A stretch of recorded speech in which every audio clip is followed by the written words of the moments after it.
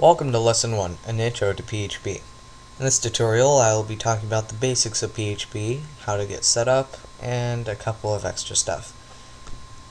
So, first of all, you will need PHP, of course, installed on your server. For this tutorial and the next ones, I will be using PHP version 5.2. However, any other version should do just fine. Okay. Now, in case you didn't know, PHP is one of the best languages to use on your website, and it's used by many major companies like Google and Facebook. But let's get started. First of all, you need a file editor. I'm using cPanel in this case. That came with my hosting package. However, any other file manager that can create files, directories, and edit the codes will be acceptable. Now, first of all, we need to create a file. I set aside a directory just for our learning. Let's create it, and we'll call it 1 for lesson1.php. Create new file.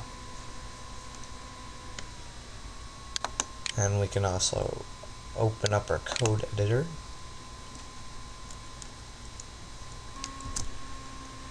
And we can see that we have nothing in it so far because we didn't write anything. Okay, so now if we open up our directory, we can see that we have this one file. And if we open it, you'll see that we have nothing. Now, that's because we haven't produced anything in it. So to open up our tags or tell our engine that we are now using PHP, we do less than question mark PHP and then question mark greater than. Now there is a shorter form of this, which is just like that, just like that, but you need something called short tags enabled. You can find more on your PHP info, but we're just gonna go like this. Okay, so in order to write something out or print it, we do echo, followed by the string that we want to print. Let's do hello world. We also end our lines with a semicolon, just like any other programming language. If we save our changes, go back to the page and press F5, we will see that we now have hello world. But if we view our source, you can see that it's just hello world. This is because PHP is server side. It doesn't, you will not see it in the source because you don't ever see the PHP. Whenever you call the page, your server will run the PHP and PHP will create an HTML file based on the output. It's basic input and output, basics of programming.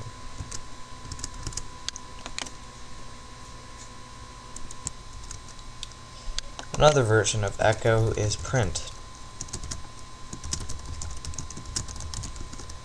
However, studies have shown that print is indeed somewhat slower than echo, so echo is the main thing used. You may also see that it does not have a new line, but even though we have a new line here. This is because, of course, it prints out the HTML, so all it really sees is this and this. We can make a new line by putting in our HTML code for new line right here. And of course, you can echo out HTML.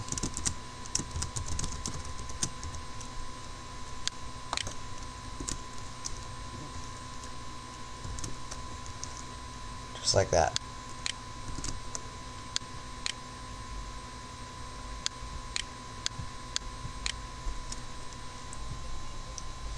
That concludes our tutorial for today. I'll see you next time. I hope you find this useful, but that is all. Thanks for watching. Welcome to tutorial 2, installing XAMPP on your computer. Now XAMPP is basically a tool that you can install on any OS, or most of them. Pretty sure they have one for Windows, one for Linux, and a few for the other types. But basically what it is it makes it so that you can run Apache, MySQL, and PHP on your computer. This is useful for two purposes. The first is developing. Say that you have this amazing idea, but you don't want to invest the money into a web server yet. You can create your idea and test it all, and see if it works, if you can get it to be fully functional, and then you can set up or buy your server. But also it's to test your scripts if you don't want to waste the space on your web server, even though PHP files are incredibly small. But anyhow, it's just you.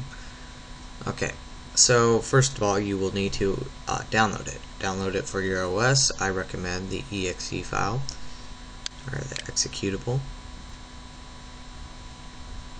And once you're done installing, I installed mine on the C drive. It will open up this, and you just choose whatever you want. But once it comes down to the last part, start the XAMPP control panel. I chose yes, and this little panel will pop up. This is where you can run your stuff. And so basically we'll run Apache and we will run MySQL. And from here we have our shell access, setup, port check, explore, CSM or SCM, refresh, help, exit. Explore opens up our file path to the files that we use.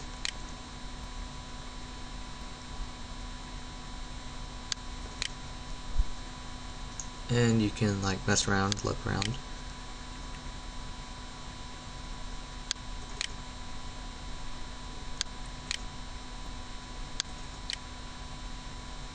And htdocs is where we store our stuff, our scripts that we can run on our computer. Now, a lot of people, before they figure out XAMPP, they tend to just save the files to their computer, and they're like, what the heck, it won't run. And all that's because your computer does not have a PHP compiler built into it. You will need to install one. And personally, I think XAMPP is the best. So now we can, if we go to our local host, just type http://localhost/ and enter. We can see that we come up here.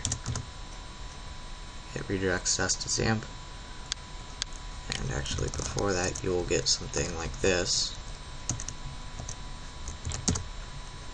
You choose your language. There we go. Now you can see that we have all this stuff. Of course you could use whatever. You can use 127.0.0.1, but I just like localhost. Now from here we can view our status.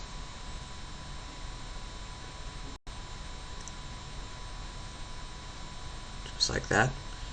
Our security, documentation, components, PHP info. Actually, we should view this. We have PHP version 5.3. It's perfect.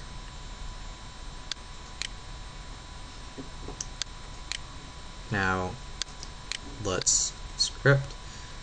Basically, all we need to do now is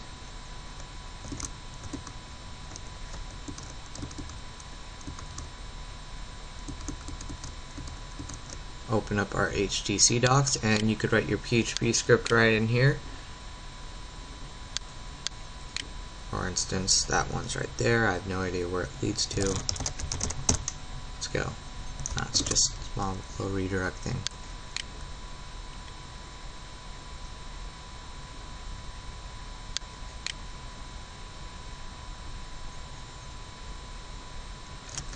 But yeah, that's basically how you install XAMPP. That's how you use it. All you need to do is locate your install location and go to htdocs. And from there you can access it by going to your local host. And very simple, very easy. Thanks, and I hope to see you again. Hello and welcome to Lesson 3, Learning PHP Syntax.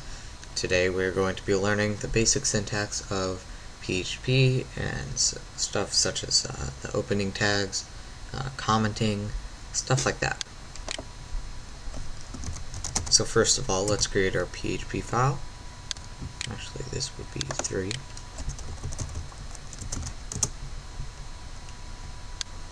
And let's open it up in our code editor.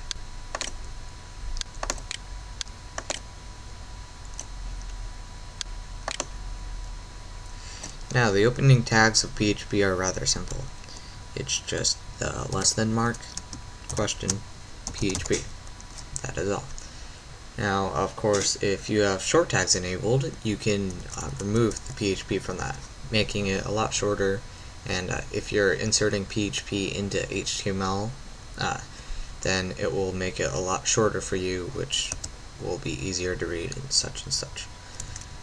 But just for this, we're gonna make it like that, and then to end it, we do our question mark and then greater than sign. Okay, so let's start on comments. Now, the regular / creates a line comment, just like this. Comments are not read by the engine, so they're not processed. It doesn't really do anything except for it's for your own benefit of labeling your code. Of course, a lot of people like to name the creator, what it does, stuff like that. It's really useful for if you're selling your PHP scripts. Okay, now that's a regular line comment. Here's a block comment. Slash and asterisk or star. Asterisk slash. That's basically it, and right in between here you can have anything and it won't be rendered. Of course, for neatness I usually insert these. Just looks a lot better, in my opinion.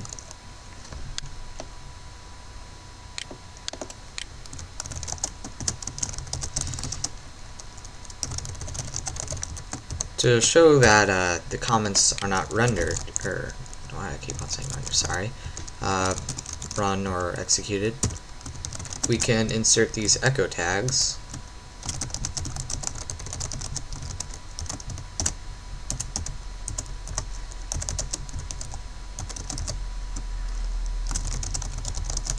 And also put an echo inside of one of our comments.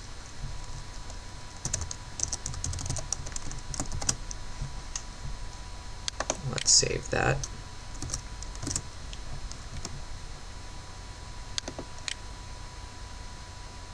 That was comment 1, that was comment 2. As you can see, it ignored our comments. Let's continue on. Most PHP is written in between or inside of HTML code, but a lot of people disagree that, or say that we shouldn't do this, as for it makes sort of a mess. But personally, I don't really care. I'm able to read my own code, and I'm fine with that. We would wrap it in normal HTML tags. Not gonna get all fancy with them.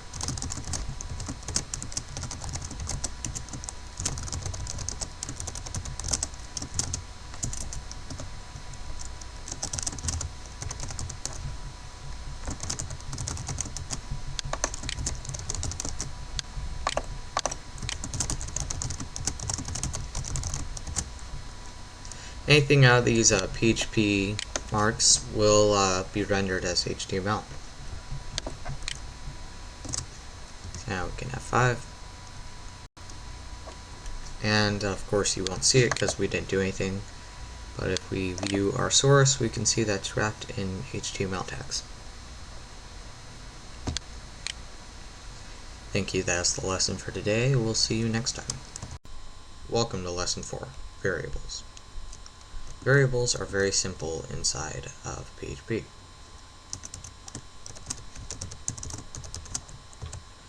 All we need to do is have the $, and then a variable name. That's basically all you need to do. Now, variables cannot start with a number.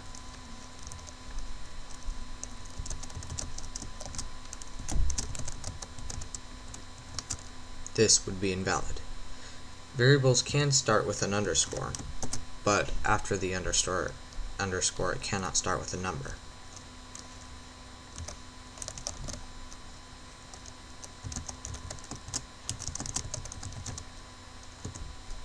However, it can start with a number score and then some letters.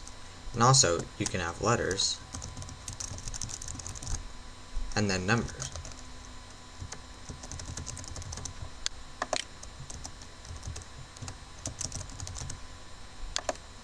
To assign a variable, all you need to do is write down your variable,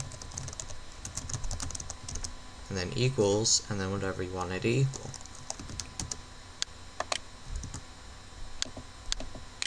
Just like that. You can also assign it here when you first declare the variable. And we are also able to use our variables in multiple situations, such as an echo.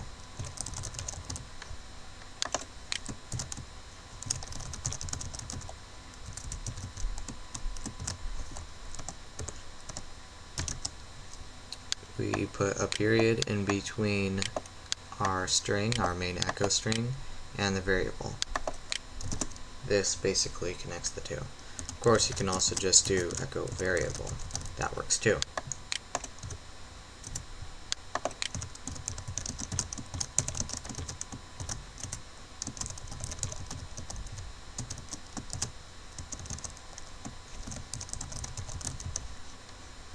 Now if we save this and then go to our page, oh yes, of course, our invalid variables are causing some problems.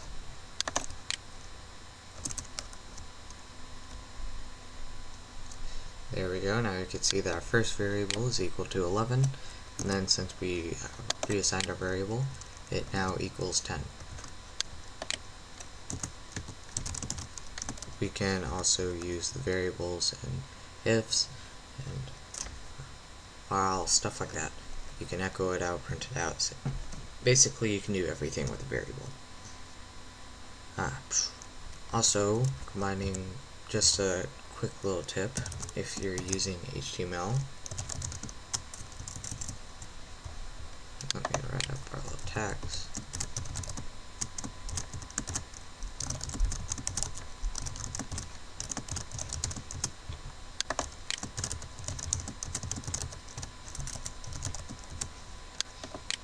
We can put our variables inside of parts of our HTML. So if we have a button or text area, I'm not sure if this is right, just guessing right now. We can echo out our variable into, say, text areas.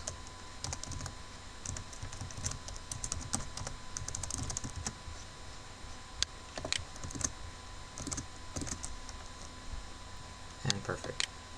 Now this is our text area, and you can see that we echoed out our variable into here. We can also have multi-line variables, just like this. Var equals, this is line 1,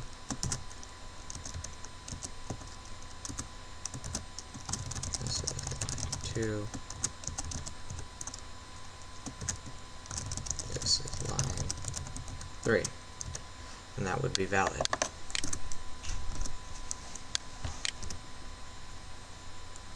Oops. Small problem. Forgot to end it. There we go.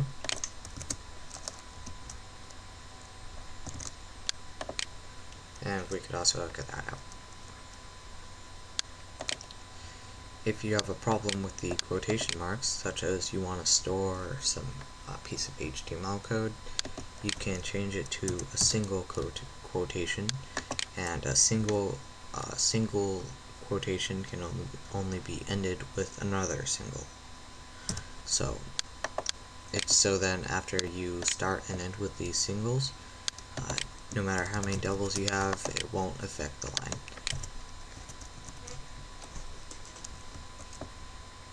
That is basically all for variables. Thanks for watching. Hope to see you next time. That is all. Thanks for watching. Hello and welcome. In this video we're going to be learning about PHP strings. Now this tutorial is for people who have been through the first few videos on how to set up PHP, how to start with it, and a few basic commands. So first of all, you know a variable starts out with the $sign and our variable name. Of course, one of the variable types that you can use are strings.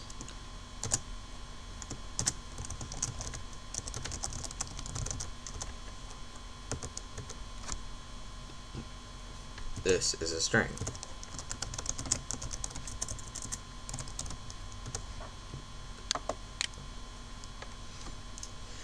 Let's look at a few things that we can do. First of all, we can convert numbers to strings, and just like this.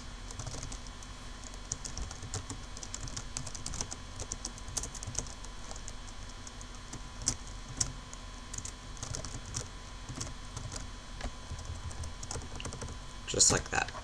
That's basic, but you should have learned that in the variables video. Let's take a look at what we can do with these strings. We can figure out the string length, str length, var. If it's equal, or if it's equal to 0, then we know that the string is nothing.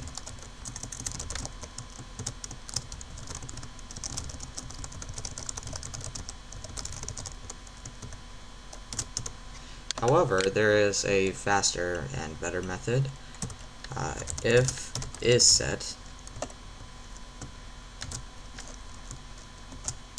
var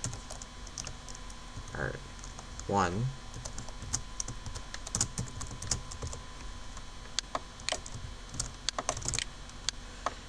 this basically looks for isSet basically checks to see if a variable is set there, but checking to see if var variable is set on the first character, then or if it's not set.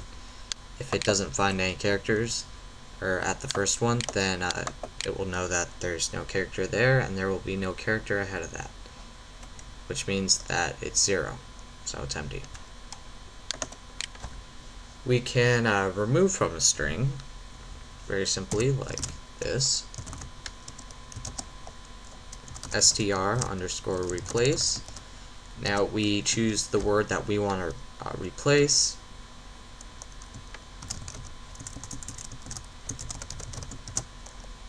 Then we choose the word that we want to replace it with.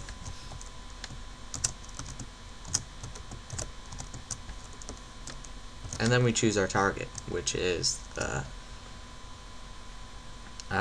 variable. Echo var variable,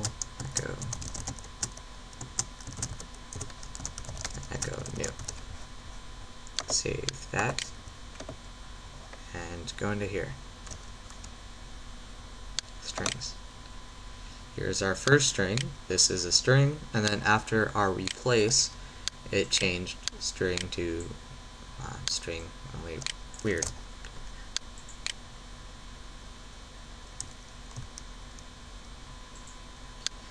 We can also do a few things, such as str to lower bar, which turns everything into lowercase, or to upper, which turns everything into an uppercase.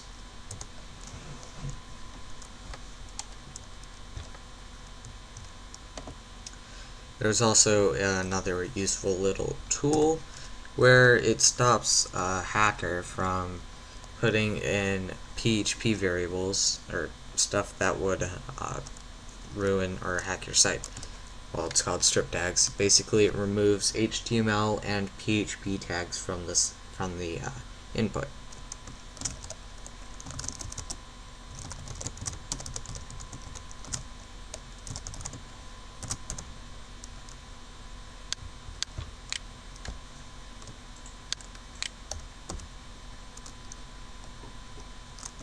And we didn't have anything out.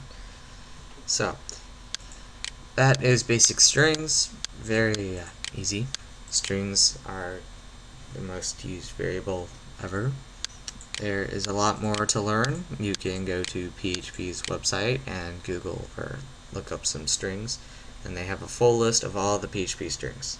Remember, these are just a few of the most common. There are a bunch of other ones that will help you in your future projects. Thanks for watching. Hello and welcome.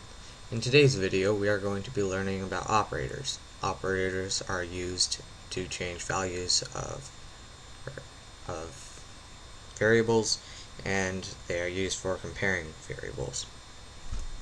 Let's get started with some basic arithmetic operators. The first one we're going to learn is the basic adding and subtracting. We have these two variables, x and y, and adding is very simple. It's just our first variable plus our second variable. Oops.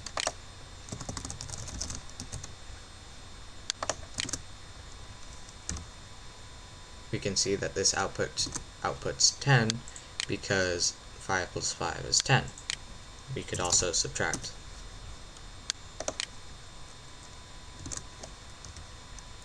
Which is 0, because 5 minus 5 is 0. We can go on and on, but there's also multiplication and division remainder. It's called modulus. Sorry, I don't know how to pronounce that. There's also increment and decrement. Increment is basically plus 1, just like that. It's the same as doing plus 1. Now let's look at some assignment operators. These are used in if-else. If x is equal,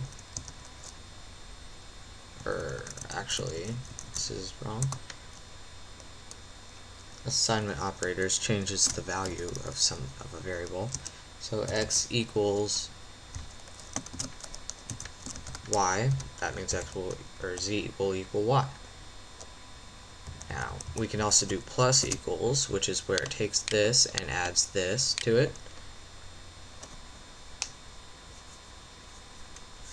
So it's basically z equals z plus y. We also can use subtract equals. That works too. We can also do multiplication equals, division, and division remainder. Now comparison operators. These are the ones that are used in if-else. If x is equal to y, echo equal.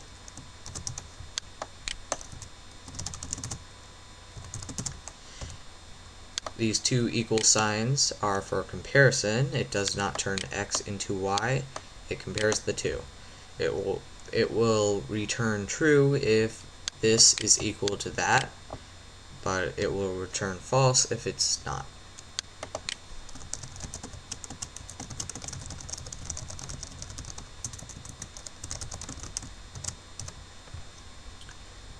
We can also have an exclamation point, which an exclamation stands for not. So it's basically not equal to. So if x is not equal to y, then display they are not equal. Just like that. We also have is not. This also works as is not equal. This is greater than, less than, is greater than or equal to, or is less than or equal to. All of these comparison operators are fairly simple, and you could pretty much mix and match them as you go. Now we have some logical operators, which is where we can do, if we want to say compare two things, or not two things, if we want to do two comparisons in one if, we can do it just like this. And C is equal to 5.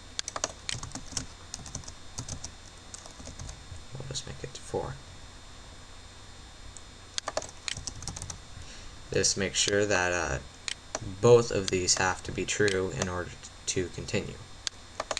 We also have these two lines. I just call them the lines. Don't know their real name, but the two lines right above your enter, you have to hold shift to use them. They are or. So if either this or this are equal, that or are true, then it will display our message.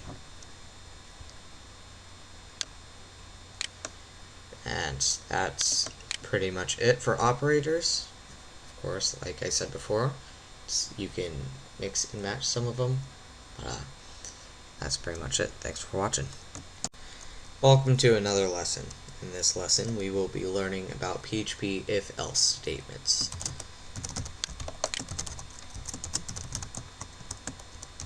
If-else, there are a few forms of it. They are all very basic.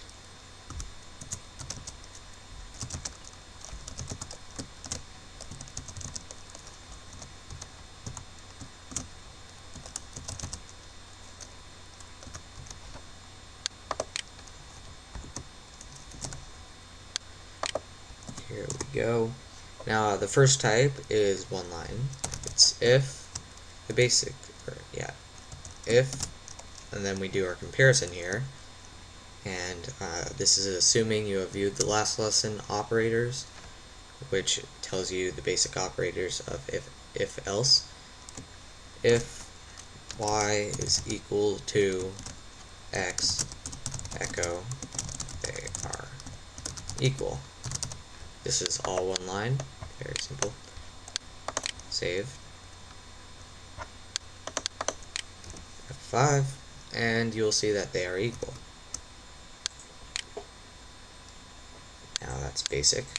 Now let's learn if else. We can also just press enter, and we'll have this one line.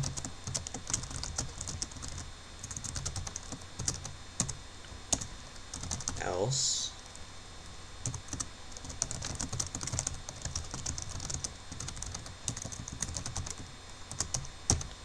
Just like that. And we will see that it says that they are equal. However, if we change a value, it will turn into they are not equal, because x and y are not the same variables. Now if you want more lines, all you need to do is insert one of those little curly brackets,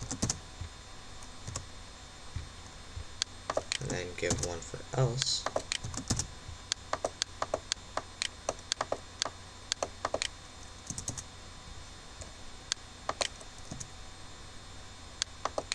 Just like that.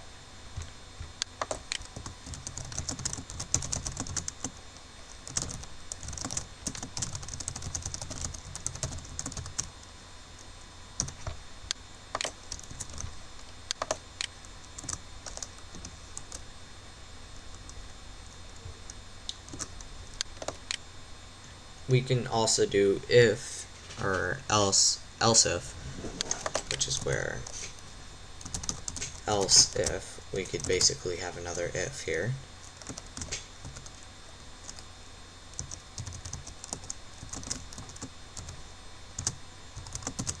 And then else will be if all else fails.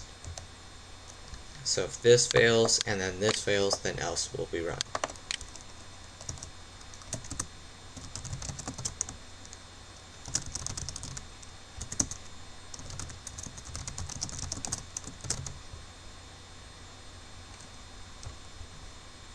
And let's make y not equal z, but well, x, then let's make it equal z. There we go. Y is equal to z. That's because our first if returned a false because y is not equal to z, but then our second if, or our else if, which returned true because y is equal to z. And then else they're not equal. That is basically all for if else. If else is a very useful tool. That is all. Thanks for watching. Hello, this is another PHP tutorial, and in this tutorial we are going to learn how to use the switch tool. Switch is an alternative to if, and it's very useful.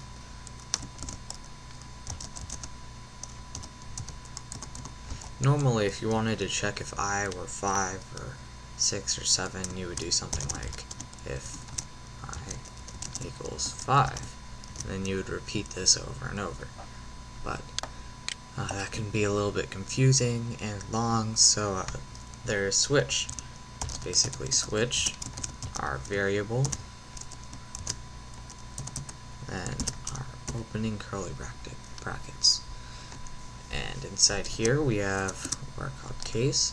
Case is you basically just say case and then what the variable might be, and then you give what would happen if the variable is that. So case 5 echo I is 5. And then to stop from running after that, once we're done with the code for 5, we break. And then we do case something like 6. We can say echo I is 6.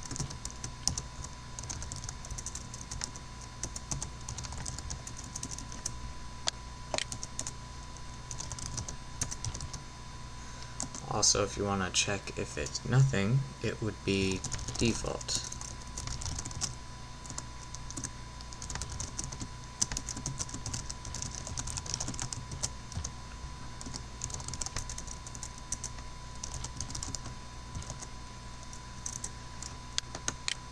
We can also do string variables, such as case string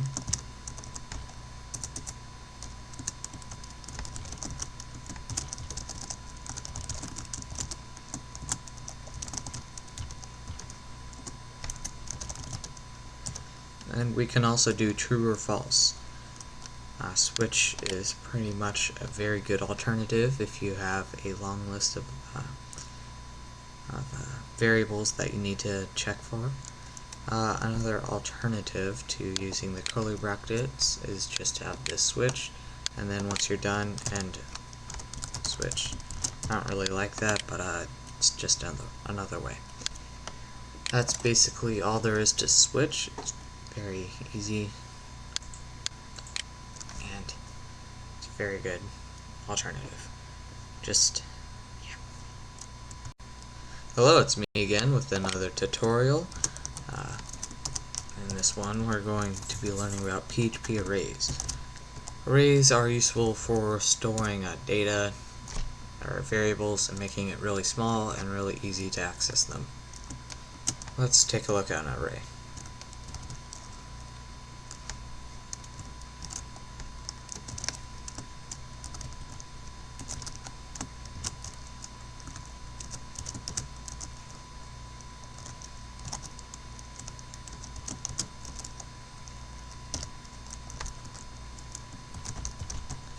This is a basic array. Now, basically how an array works is how you use it is you have your array, and you insert one of these brackets. You insert the key to the value that you want to access, and you close that, and that will return the value. Arrays are sort of hard to explain. Basically, it's like this. You have an array, and it's basically a variable that stores a bunch of variables.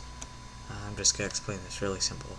But basically, you designate like an ID or whatever you want to call it, and you give that ID a value. You can do this over and over. So you can have something like an array where you have an ID of username, an ID of password, an ID of email, and therefore later on, when you want to access it, you can do something like info email, and it will pull up the value you assigned for that email value, or email variable. So you can change stuff like this, and then our variable, we can also do stuff like strings, x equals 5, whatever we want to have it, and of course we can just echo everything out. We can echo out whatever we want.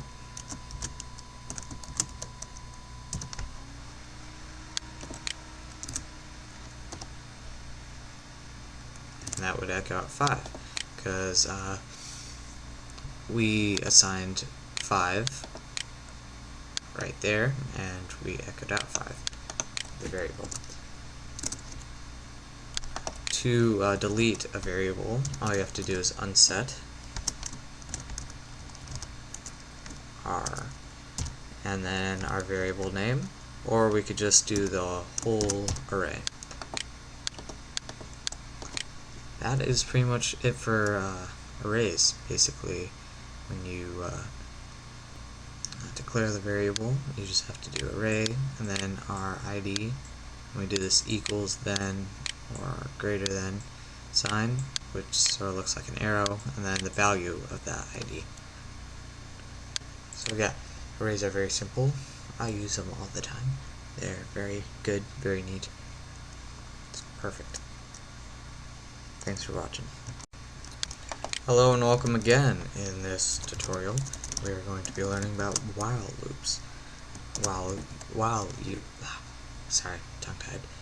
loops basically repeat the same function over and over until the variable you're checking for changes. Let's take a look at one, shall we? Let's create a int called I with a value of 0. Let's do while I is less than 5, we will run this script. We'll echo out I and a new line, and then we'll increase I. Now basically what this means is while I is less than 5, then we will run this script. And basically once it hits this, it will basically go back up to here and run it. But since we also have this little I++ here, it will increase our I plus 1, so then after about 5 runs of this, it will stop, because I will no longer be less than 5. Let's run it.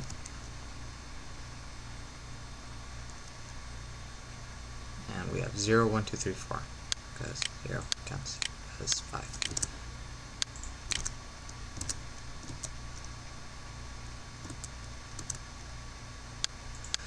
And basically that is all. One quick warning though, do not put yourself into an infinite loop. While true, something like this, where a value always returns true, will run forever.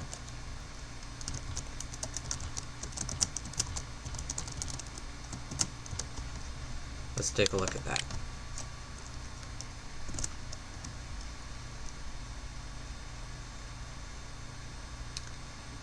And it will keep on printing while it's loading. This page will never be done loading.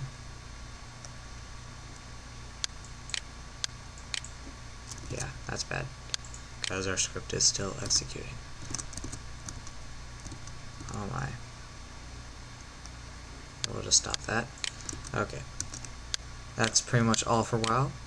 Just a quick little tip: if you're like waiting for something like some other function or to change a variable, and there's a chance that the variable change could fail due to some sort of database connection, whatever you're trying to change, I would recommend using I instead of checking for the variable.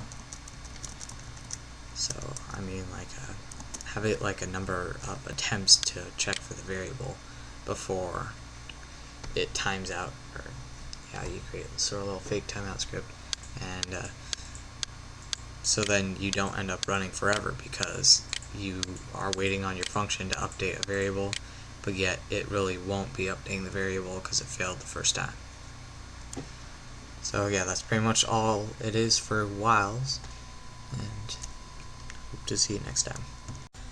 Hello again, I am here to teach you the for PHP. For is basically like a while loop, only it's much more simple. Let's take a look at one.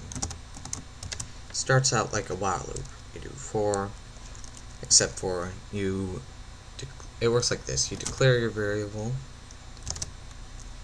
you see if the variable is equal to something, or less than, or more than, or more and equals, whatever.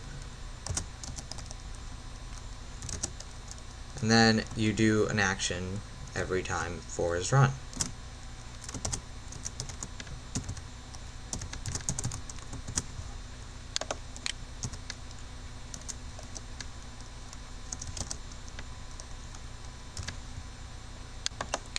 So basically, a while loop will have to have a variable out here, and then we'll have to say that variable equals this, and then we'll have to, this part would be in the while loop, and then down here you would have this part. But instead of wasting those 3 lines, or the extra 2 lines, we can use our for, which puts it all into one little line.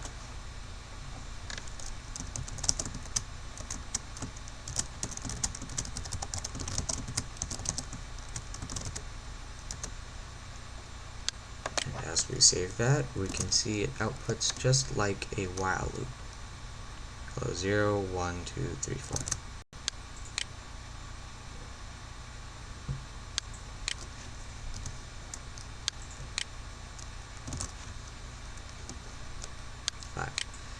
That's basically all there is to it. Yeah. Thanks for watching. Hello again. In this tutorial, we are going to be learning about functions. Functions are essential if you are doing a repetitive task over and over. Basically, what it is you can assign some script to a function, and then call a function anywhere in your code, so then it basically runs all that script using only one line. Okay, this is how you make a function. All you have to do is type function, our function name, we'll just call it f, and wrap it up like that, just like that.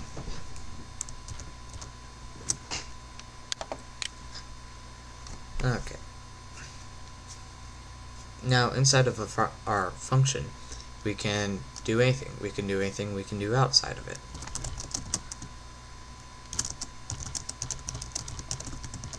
We can echo, we can die, we can access our MySQL database. We can basically do anything. And we run it by calling f right there. Save our changes. F5. And it'll say f has been run.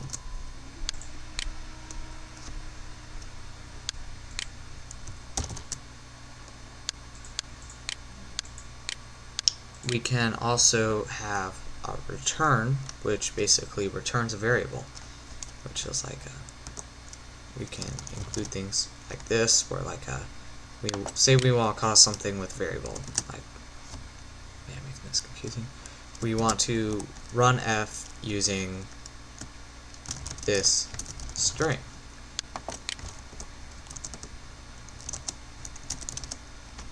Oops.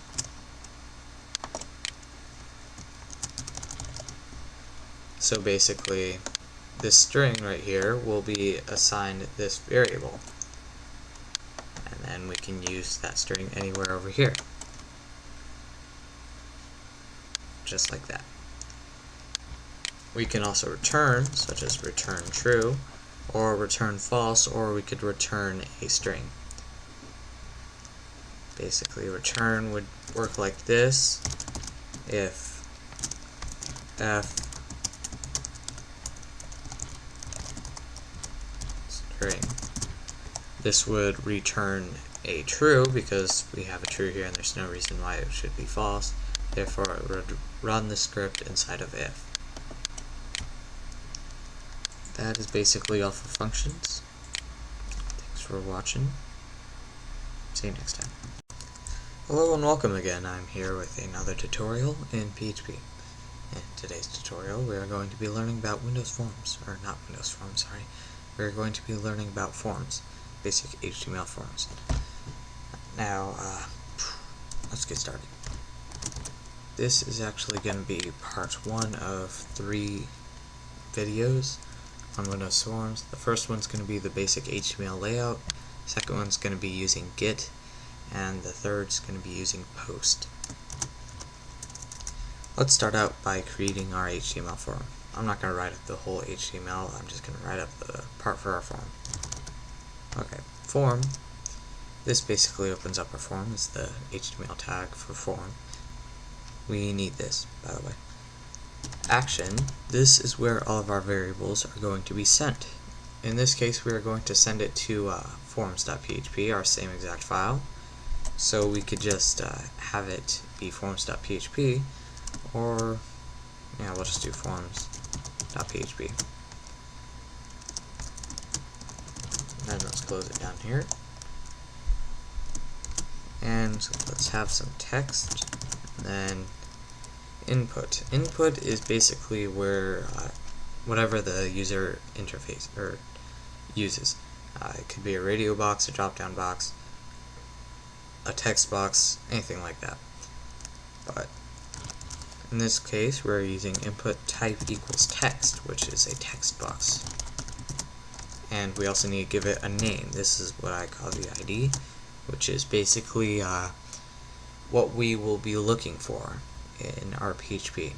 It's like the variable name of it. Name will equal name. Yeah, name.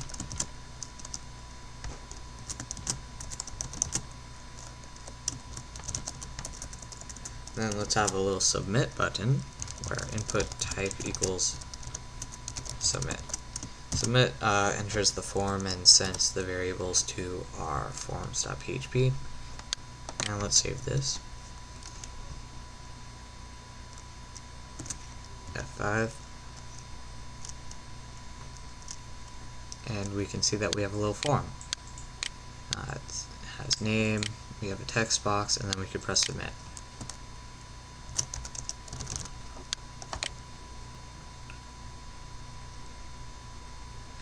Of course, it does nothing right now because we didn't do anything. But you can see up here in the URL that it has some variables, and it has the variable that we typed into our namespace. I'll talk about that later in the Git tutorial.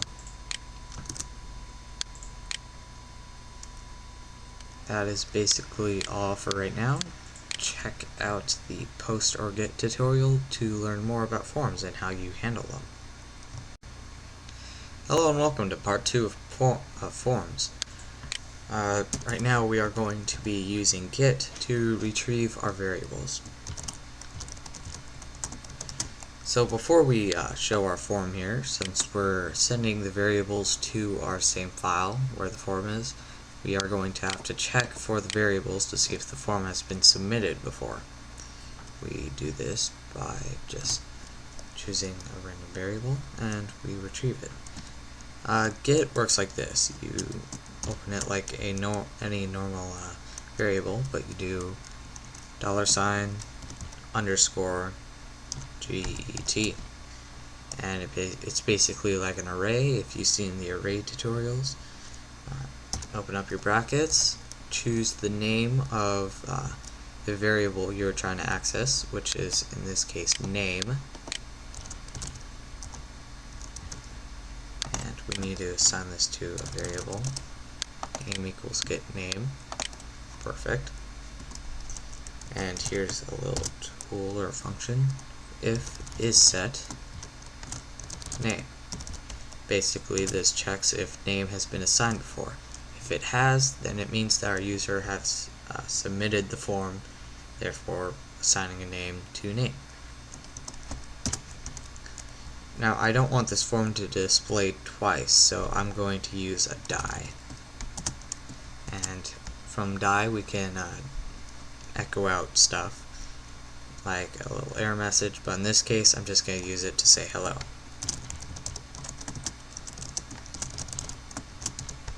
Just like that.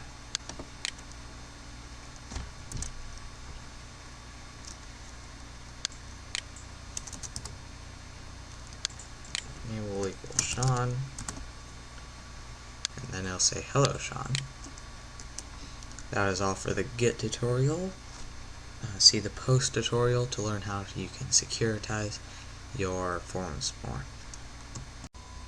Hello and welcome back. We were just now learning about get. Now we are learning about post. Post basically makes it much more secure for your site. Normally, the normal method for form to send the variables is over the URL. I'll add this little question mark, our URL, or our variable, and then the variable's value.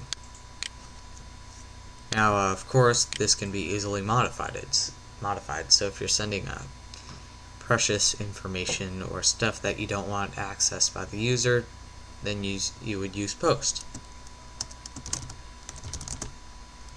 So it now says hello hackers. Now, we use post by doing this. Under our form tags, we do method equals post. This basically turns it into a post. And basically we switch get to post. That is all there is to it. Personally, I use post for just about everything. And I mean everything. Get is sort of useless now. You can see that this little thing doesn't do anything now because we're not checking for it. We're not using it. Now we can do something like Sean, submit, and you can see that it still has the same result, but our user cannot access it in the URL. Now, one tool built into stuff like Chrome and Opera is the inspector element. Now, this is a tool that basically lets you modify the current information of the page. Like I can right click, inspect element, and I could change this live.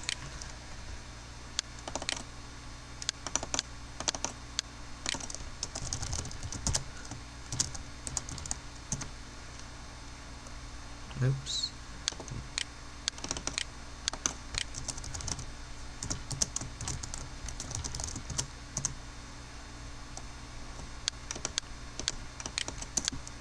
Just like that. So I'm able to change the name of this to something random.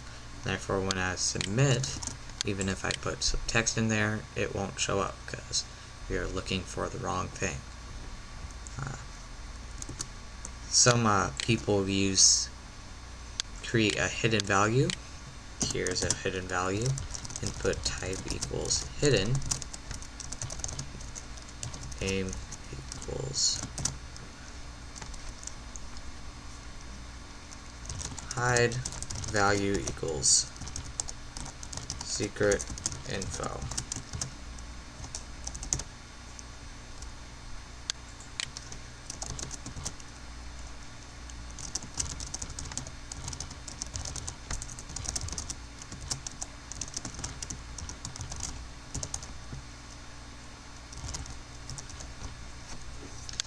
Now we don't want the user to be accessing this secret information, so, but of course it's right out in the open because of our inspect element.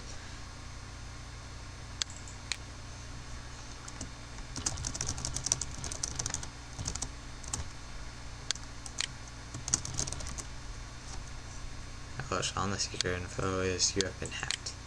That's bad. One way to battle this is to only allow the variables that you assign. So that means if you have something called like do, which is what you want your script to do, such as register or login, then only allow the variables register or login. Otherwise, completely ignore it. Don't use it, unset it, stuff like that. That is all. Thanks for watching. Forms is amazing. That's all. Hello and welcome to a new tutorial. In this series we are going to be learning how to create a login and registering system. Now it's very simple. All we use is a few classes and it will be perfect. Okay, so we start out with our database. You basically need to have a database so that you can store everything like your users and their info. I remember that there was this one form software, but it's called a PHP nuke or something like that. It was some form software, and it offered some sort of member thing that doesn't rely on MySQL. So if you don't have it, then you should probably, or if you don't have MySQL, you should probably go and check that out. But I really recommend MySQL because it's the best. It's totally easy. It's amazing. So to manage my databases, I am using PHP and I made a database called _tutorial. You can make anything that you want, but for this I'm using tutorial. Okay, so now we need to create a table. We'll create one called users, and I don't know how many fields we'll have. One for ID, one for name, one for email, stuff like that. I'll just do 4. Okay, so we need our ID. This is essential. We'll give it auto increment, and then we're gonna have username, var character, and we'll just do 225, and then password, which is a var character, and it'll be 32 length of 32. I'll explain why we choose 32 later. And then email, in case we want to email them anything. And let's save this. Perfect. Okay, so now let's go into our script, and we're going to create a file called session.php. This will be like the hub of all of our actions. Our forms will be sent to a file called process.php, which will then process the form and choose an action from session.php. Now, I'm not going to create all the classes or all the functions and stuff right now, but I'm just going to create the basic template of the class that we're going to use. Okay, so let's make this class, and we're going to start with our tags. And we're just going to say class session, and then under here, session equals new session. There we go, we have our basic class set up. And now we can access functions really easily outside of this session file. Let's create a little function, and I'll explain how you use it. basically all we need to do is go like session hi. That is all. So if you include session into any of your other files, all you would have to do is say session and then whatever function you would need. It makes programming very easy. That's F5, going to here. Oops. Screwed up somewhere.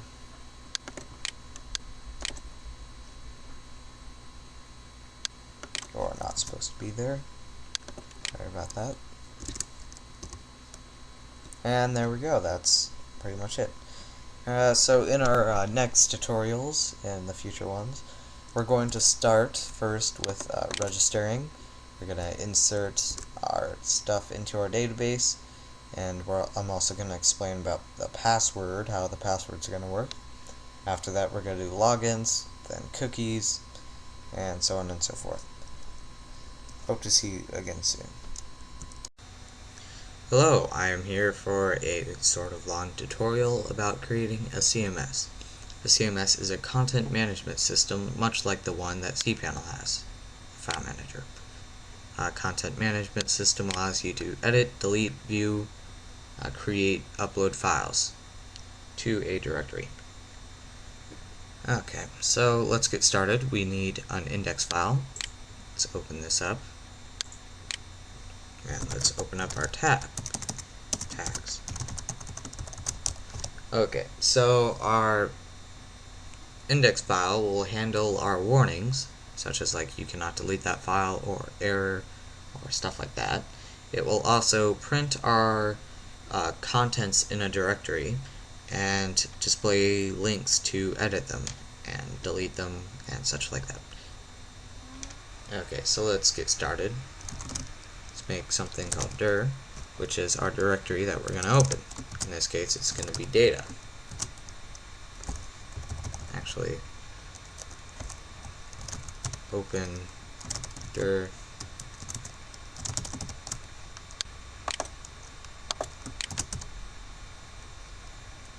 and then let's create a while loop to get the entry names of everything from that directory.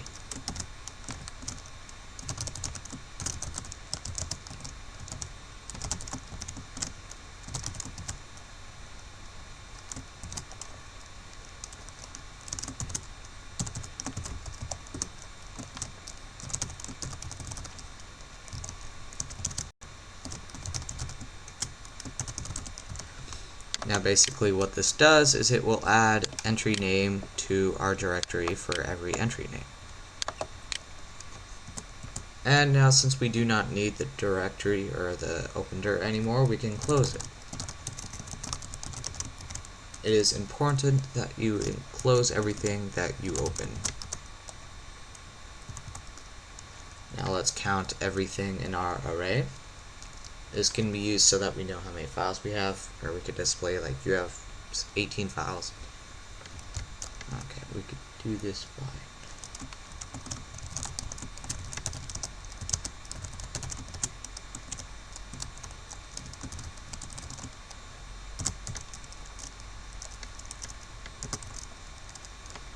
and we'll print at our top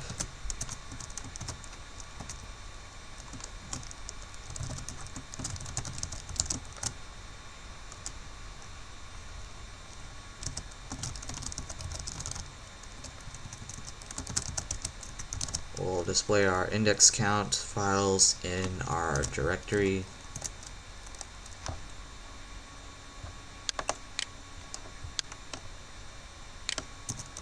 I'll just do that.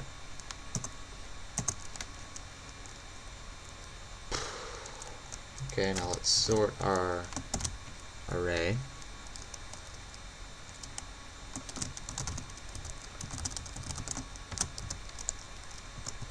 And let's print it off.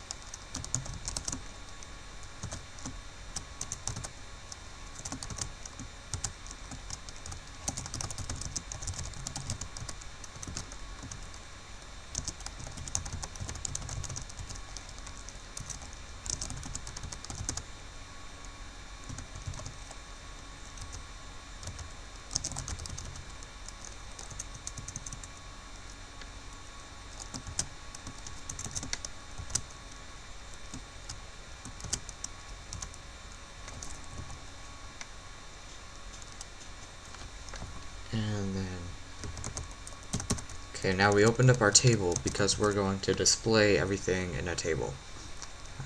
We do this just for the sake of visibility and neatness.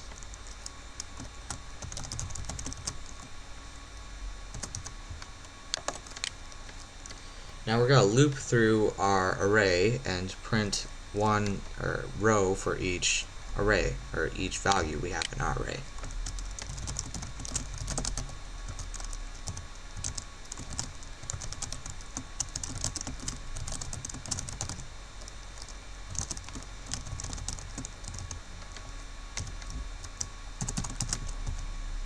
There we go.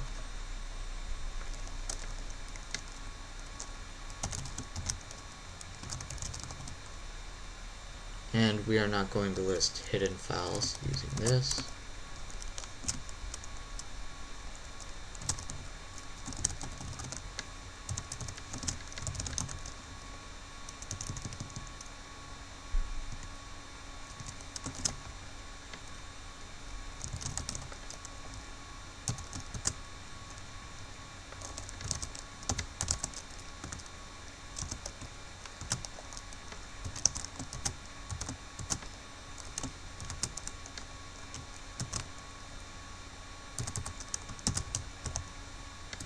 There we go, and now we could finally print our stuff.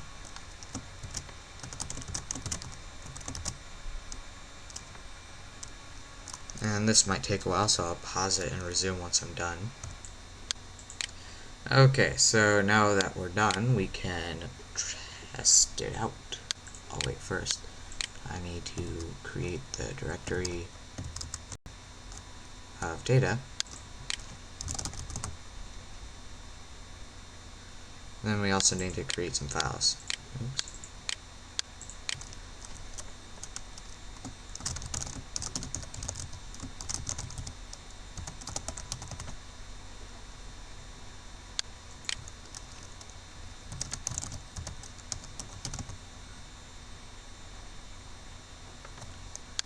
And let's also put some stuff in it.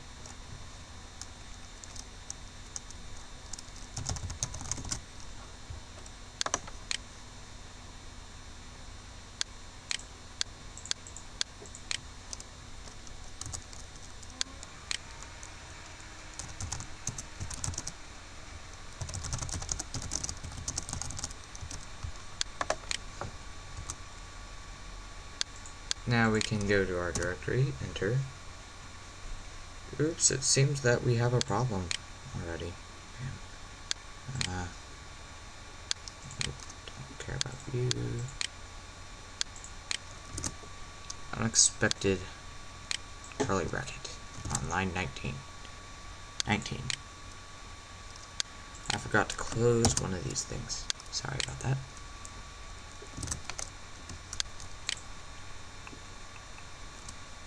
Now, seem to have a problem with file size. I remember having this problem before. It's probably just my computer, or not my computer, my server, or PHP, and I never really looked into it, but do not care to look into it. So I'll just take that part out. You can leave it in if you want. And file type seems to not work either. Crap. Oh well. We do not need that either.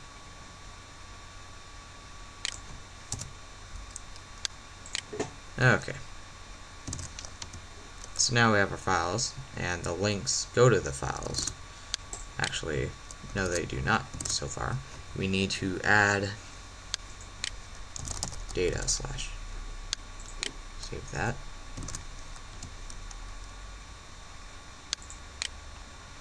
Perfect.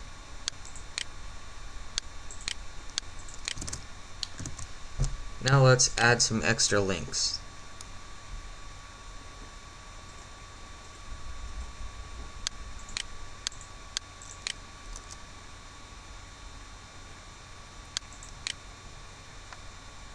Including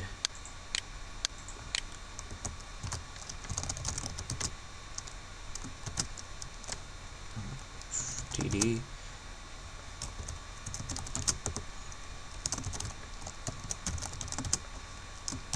we need one for edit file, one for view file, and one for delete file.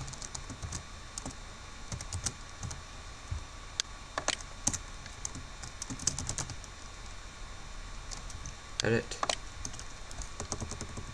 And actually, they could just click it to view it. Edit. Delete.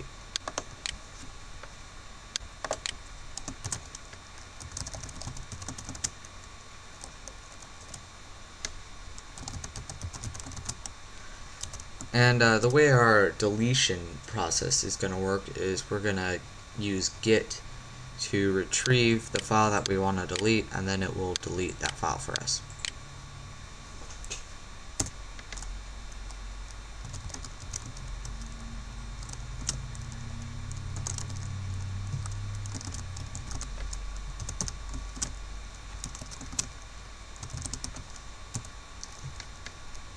Just like that.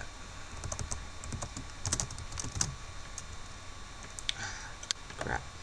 I accidentally put it on the wrong table.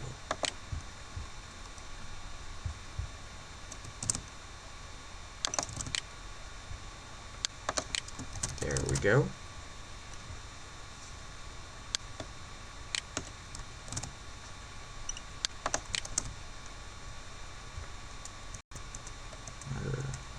Yeah, okay. And we also will do the same method for edit, where it just goes to the edit file place and it will get the file that's supposed to edit from the URL.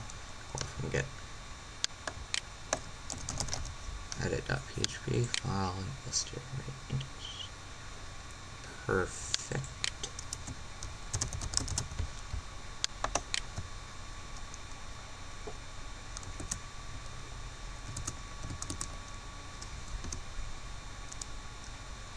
There we go.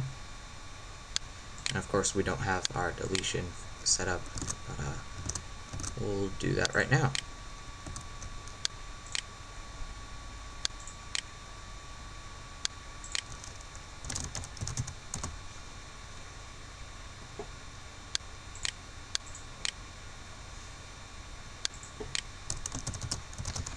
Now the method in this is very unsecure, so basically if anyone has access to this file other than you or know about it, and they understand basic git and they could edit the URL, then you're probably going to be screwed, because then they could delete any file on your server. So I recommend, if you have maybe a user login system, that you make sure that the files are in that user's directory, that they could only delete it from there. It's just a little warning, because what we're going to be doing basically just deletes the file. You know, you can totally screw up your whole server doing this. Okay, so we're going to get our file, f equals _get file, and if file _exist f. And remember how I said the index will be displaying our warnings, or at least I said that. If I didn't, then index will display our warnings. And we're going to redirect to our index file and give it a get value so that it will display our warning. We redirect using the header function, and we do location equals index.php slash error equals file does not exist. There we go. And if our file does exist, then we can continue to delete it. Now first we should chmod it f2 0777. This makes it so that we'll be able to delete it. And actually, on some servers, 0777 is disabled. So if it is, then do 555, or at the 55 at the end, 0755. And then unlink will be deleting our file. And we'll also make a variable called results equals unlink. If results equals true, then that means the unlink was successful. Else,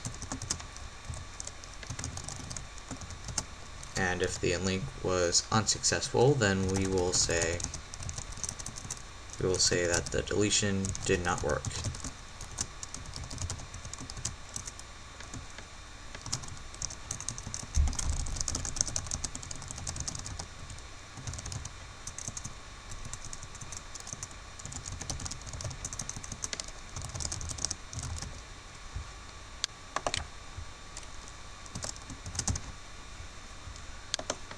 Else, we can go back to our index and say that the file was deleted.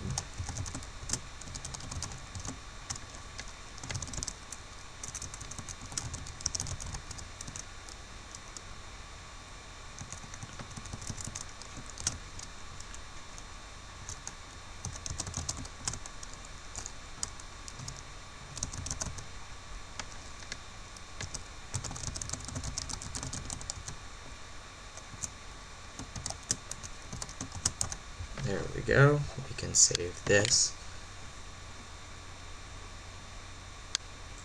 Now let's try to delete a file. First, let's make sure that our file is going to the right place, and we can already see that it is not. It is going to file equals foobar.txt when it's supposed to be going to data/foobar.txt. All we need to do is edit our file for that. Actually, this is not the right file. Where's that? Is this it? Yes, it is. Data slash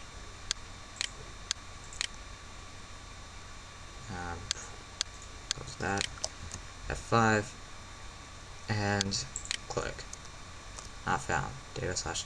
Oops. Looks like I made another problem. Edited the wrong thing.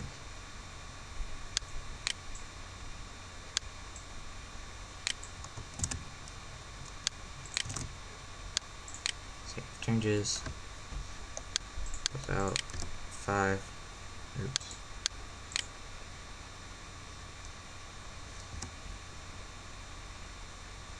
There we go.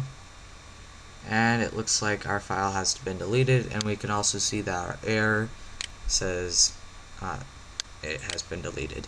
Of course, we have not set anything up to tell us what happens when there's an error, but as you can see already that our file has been deleted through our display. And if we go into our folder, we can see that it is now gone. Oops. Crap.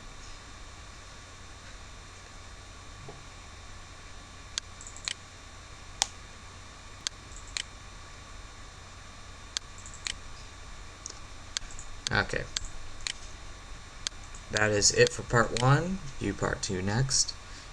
And that is in part 2 we are going to learn about editing the file, setting up our errors, and uploading and stuff like that. Hello and welcome back. In our last tutorial we were learning about how to create a content management service. Basically we got as far as to list our files in our directory and then delete our files. Now we're going to learn how to edit our files. Let's create a file called edit.php.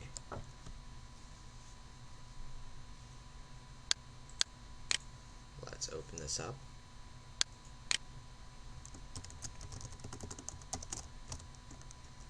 Okay, we're going to use file equals underscore get file. We're going to send the file location to this file, and then this file or edit will open up the file and we can start editing it. First we check that if the file exists.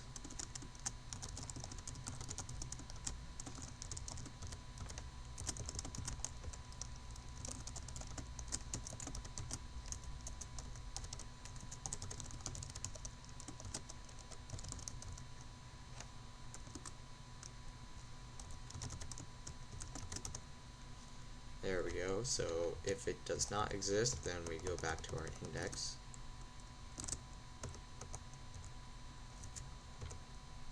Okay. And let's also chmod our file to 0755.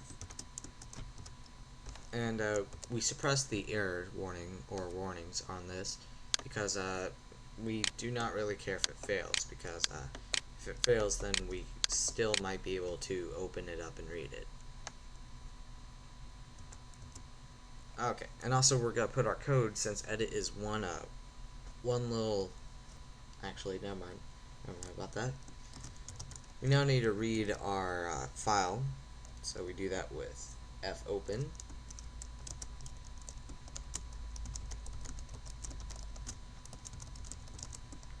And then we use R for read.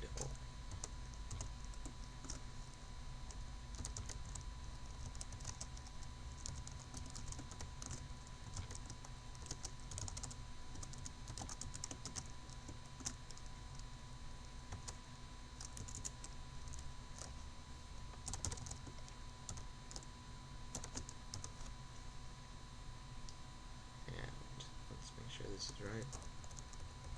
Wait, no, it's not.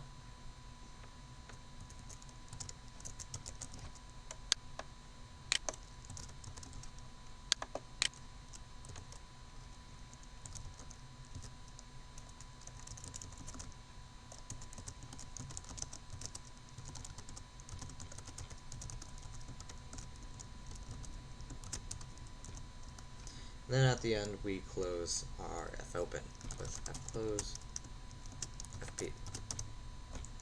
There we go. Now we make our little form.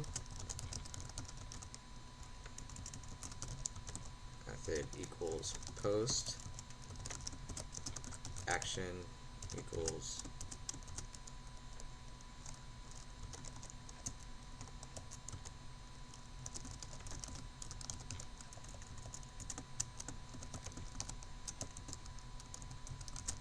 server PHP underscore self.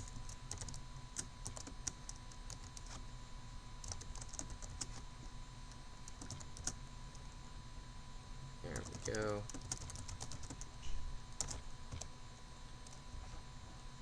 And I already pre-wrote some stuff because I'm not going to go through writing the form because it'll take forever. There we go. Now basically a text area is a text box, but whatever you put in between the tags will show up.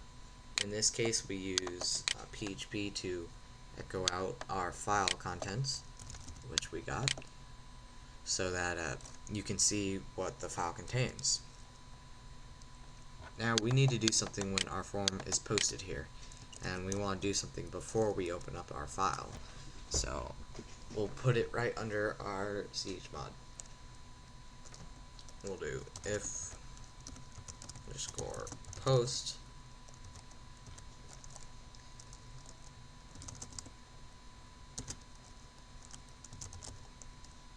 for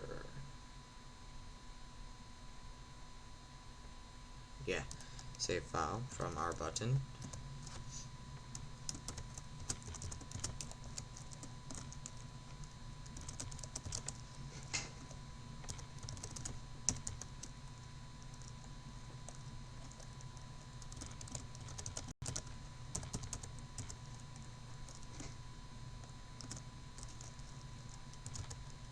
And we need to use fopen again to write to our file.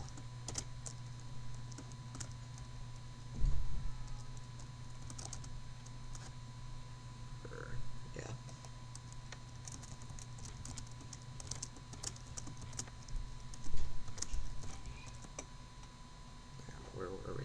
Just add a pause for a moment. So now we fopen our file with the write permissions. And if we successfully opened it, then we can write it, else we can display an error. There was an error. saving our file. There we go. Okay, so now we use fwrite to write to our file using fp and our save content. And then we fclose, fp. Then we also die again to so then we don't show our form again. File saved. Okay, let's make sure this is running.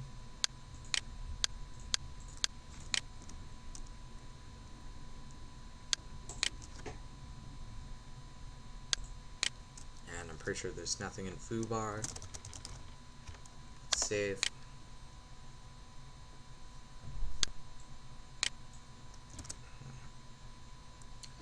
Seems to be an error. Let's check it.